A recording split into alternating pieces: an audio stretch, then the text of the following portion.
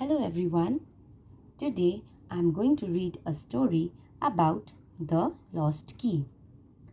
आज मैं एक कहानी पढ़ने वाली हूँ जिसका नाम है खोई हुई चाबी. So let's start reading. Once upon a time, in a quiet village lived a young girl named Lily.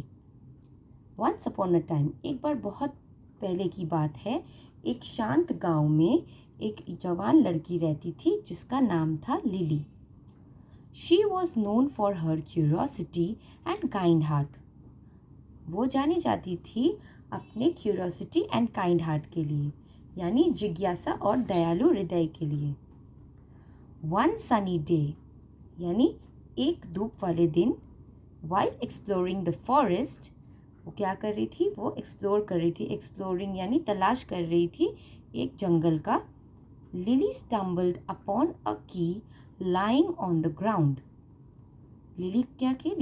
Lily stumbled upon a की. स्टम्बल्ड यानी उसने ठोकर खाया एक चाबी के ऊपर जो पड़ी हुई थी ऑन द ग्राउंड, ज़मीन पर पड़ी हुई थी. Intrigued, she picked it up and wondered where it belonged. Intrigued, she picked it up.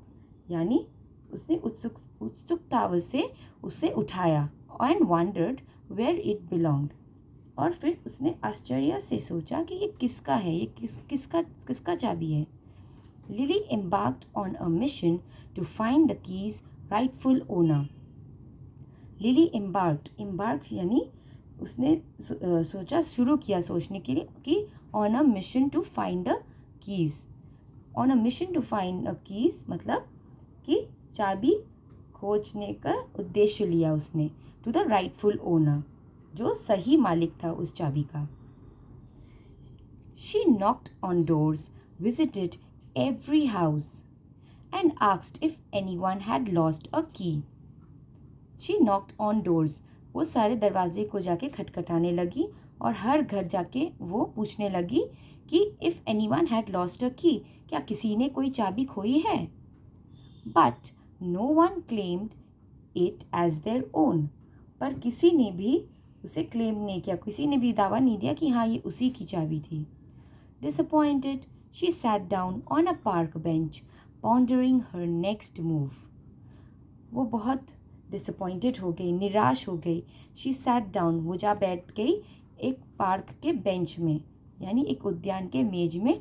Pondering her next move, pondering her next move मतलब उसके अगले कदम पर क्या करेगी वो, इसके लिए वो सोच रही थी. Just then an elderly woman approached her. Her face wrinkled with wisdom. Just then, फिर तभी क्या हुआ, एक बुजुर्ग औरत उसके सामने approached her यानी उसके साथ संपर्क किया. और her face wrinkled with wisdom, उस जो बुजुर्ग औरत का फेस था वो wrinkled with wisdom यानी चेहरे पर ज्ञान की झुर्रियाँ थी. She said, child, that key symbolizes an important lesson.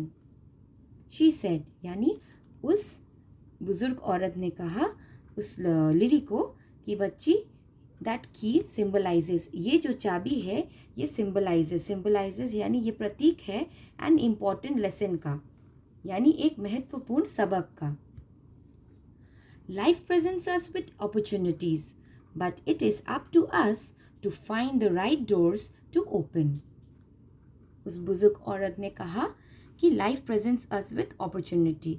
Life presents यानी कि जीवन हमें प्रस्तुत करता है opportunities, अवसर के लिए, बट ये हमारे ऊपर निर्भर है कि हम सही दरवाज़ा खोलें या नहीं खोलें. Lily listened intently as the woman continued. Lily ध्यान से सुनने लगी उस औरत को. Sometimes we may search tirelessly for answers. कभी कभी हम खोज करते हैं अथक होकर हमारे उत्तर के लिए. But we must remember that not every door is meant for us. The key represents the journey, not just the destination. We must remember, हमें याद रखना चाहिए कि हर दरवाज़ा is not meant for us, सब दरवाजे हमारे लिए नहीं बने हैं।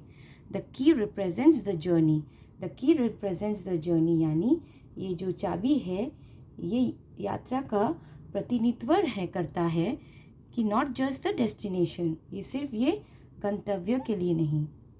Lily realised the valuable lesson she had learned, Lily ने रियलाइज किया यानी लिली को समझ आई कि ये जो वैल्यूएबल लेसन है यानी कि ये बहुमूल्य सीख है, ये उसने सीखा।